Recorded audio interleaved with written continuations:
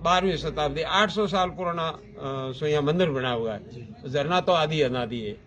अब झरना प्रकृति के कब पहाड़ निकले पानी में से, पृथ्वी पे पहले पानी था, तो ये पहाड़ है, धोरे है, टिब्बे है, ये पानी जैसे निकल गया, कम हो गया, कच्छ भुज की तरफ, आगे बॉर्डर की तरफ, गुजरात बॉर्डर की तरफ चला गया, तो पीछे ये टिब्बे कहते हैं। साइंस में भी ये हमने भी किताब में पढ़ा है, ये भूगोल में, कि जैसे जैसे निकल गई पानी के अंदर से जो पहाड़ थे कठोर जगह, वो पहाड़ बन गए, और बाकी का रेती थी तो वो रेती के टिब्बे है, धोरे है।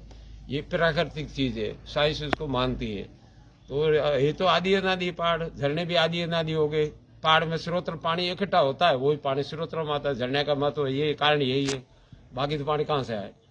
और सोइया जो महादेव जी का भगत था माली समाज से, माली गोत्र से, तो उसने महादेव जी की तपस्या की। ये डूंगर पुराण का लेख है, जो डूंगरपुर जी महाराज ने अपने हस्तलिखित पुस्तक लिखी है, उसका नाम डूंगर पुराण है, बड़ी पुस्तक है, उसमें ये लेख है। सोइया माली था, उसने भगवान की आराधना तपस्या की, भगवान उसमें प्रसन्न हो गए कि बोल भाई तेरे क्या चाहिए। तो उसने कहा बाप जी मेरा नाम आपके साथ में जुड़ा रहे, बस यही मेरे, और कोई इच्छा नहीं है, और मुक्ति तो चाहिए ही, और मेरा नाम भी अमर रह जाए। तो महादेव ने तथास्तु कर दिया कि सुइया महादेव।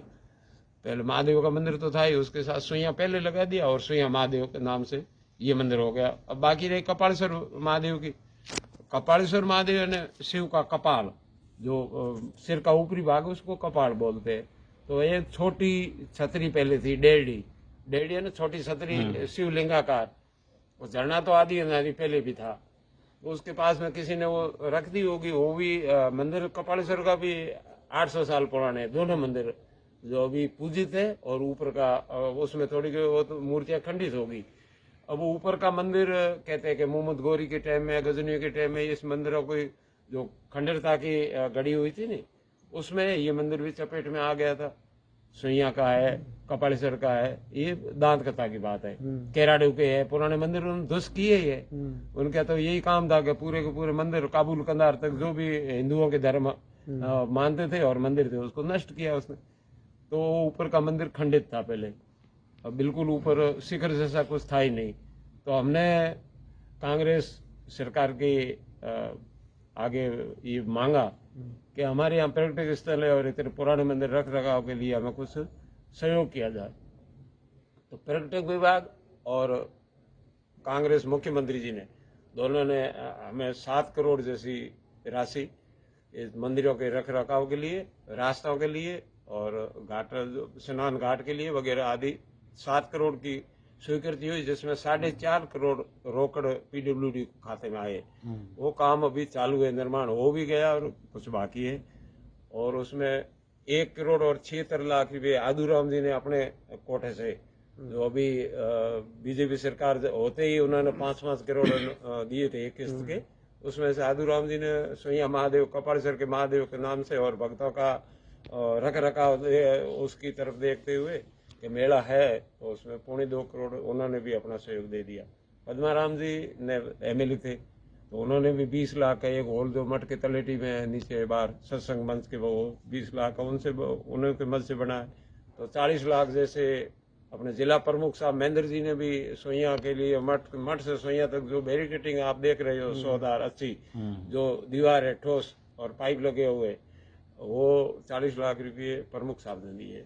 और कैलाश जी ने भी कमी नहीं रखी, उन्होंने 20 लाख रुपए दिए, तो हमने ग्राम पंचायत को सुपुर्द कर दिए। आप पुलिस स्टेशन से और पिंपली रोड तक जो बिल्कुल रोड खंडर थी साल भर पहले, 2-1.5 साल, तो मैंने कहा आप वहां लगवा दो। दिए तो हमने सीडीओ से, तो यहाँ सड़क थी, कंडीशन अच्छी थी, मैं तोड़वा के क्या करोगे, तो हमने जनता की सेवा वो भी उनको सुपुर्द कर दी ग्राम पंचायत को। तो रहा भामाशाहों के हिसाब से और गवर्नमेंट के पैसा का भी बढ़ चढ़ के अपना सहयोग दे रहे हैं। इस मेले में भी खाद्य सामग्री काफी लोगों ने पहुंचाई है, और किसी ने कहा मैं मेले में पैकेट बांटूंगा, किसी ने कहा मैं चाय का कैंटीन लगाऊंगा एक दिन के लिए। दो भामाशाहों की लिस्ट भी वो सामने पड़ी आपके। बाबू जी अभी भी लिस्ट जुड़ेगी इसमें। बाबू जी मेले में आने वाले जो श्रद्धालु से आपकी क्या अंतिम अपील रहेगी? उसमें हमारी यही है कि श्रद्धालु जो भी आए, एक तो प्रशासन का नियम नहीं तोड़े, और मठ का जो नियम है, प्रशासन का नियम है, उसका उल्लंघन नहीं करे। हम प्रशासन जुड़ के, ग्राम पंचायत, नगर पालिका जो है,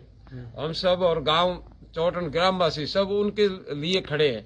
फिर वो ऊपर से कोई नियम का उल्लंघन करते तो हमें दुख होगा। प्रशासन भी कहेंगे हम 300 नफरी लेके यहाँ एसपी कलेक्टर आईजी भी पधारे थे।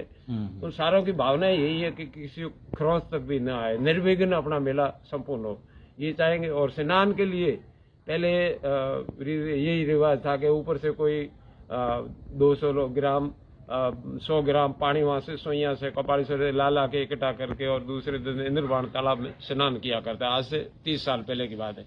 अब बात वो नहीं रही। अब तो मेले के दिन सुबह जब मुहूर्त होगा, यानी अमावस्या घड़ियों में और सोमवार की घड़ियां जब होगी, उसमें पानी जल पवित्र धामों का 3 जगह से भी हम फटाफट 1 घंटे में 3 जगह को पानी आ जाएगा कलश।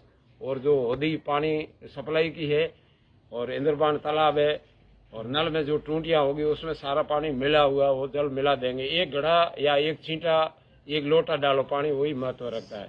तो उसके लिए यात्रियों को ऊपर पानी के लिए न जाना पड़े और दर्शन के लिए रात भर चले भले 29 तारीख को और 29 के दिन को आएंगे तो भी जाए और 30 को सुबह स्नान पानी करके भले ही पहाड़ी में घूमे दर्शन करें। और हमारा रहेगा यही कि आप आओ तो मेले के हिसाब से और धर्म के हिसाब से आओ, अपना आपा मत खो और शराब पियो को बिल्कुल यहाँ नहीं आना है। मांस खाने वाला हो तो जल से एक बार पवित्र हो जाओ और घर जाके मांस को छोड़ देना।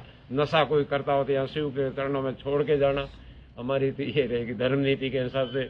वापस जाओ, कुछ सीख के जाओ। भाई संकल्प ले लो कि मैं गाय की सेवा करूंगा, माता पिता की सेवा करूंगा। ऐसे नहाने धोने से तो कुत्ते भी स्नान कर लेते। ये महत्व स्नान करने का नहीं है, उसका नियम पालने का है और उसको वापस अपने हृदय में कुछ धरो। सत्संग में जाते हैं नहीं, सत्संग सुनने का नहीं है, सत्संग को अक्षर है जो शब्द है वो हृदय में धारण करने का महत्व होता है। सुन तो कोई भी लेता, अपन गाना सुन ले, रेडियो में सुन ले, मोबाइल में भी सुन लेते हैं। सुनने से क्या, वो धारण करो, उस चीज को ग्रहण करो, अमल करो उस बात पे, तो अच्छा होगा। भगवान सद्बुद्धि दे सबको और मेला अपना अच्छा हो। और इसी हिसाब से लोग यात्री आए, वो धारणा करके आए मैं भाई न किसी को धक्का लगाऊंगा, न किसी को गाली गलौज करूंगा, सभी भाई बंधु और बहन भाई के हिसाब से आए। वो मेले का मर्यादा हो रही बनी रहेगी और प्रशासन भी खुश, गांव वाले भी खुश और मठ वाले भी खुश। ये रहेगा मेले का।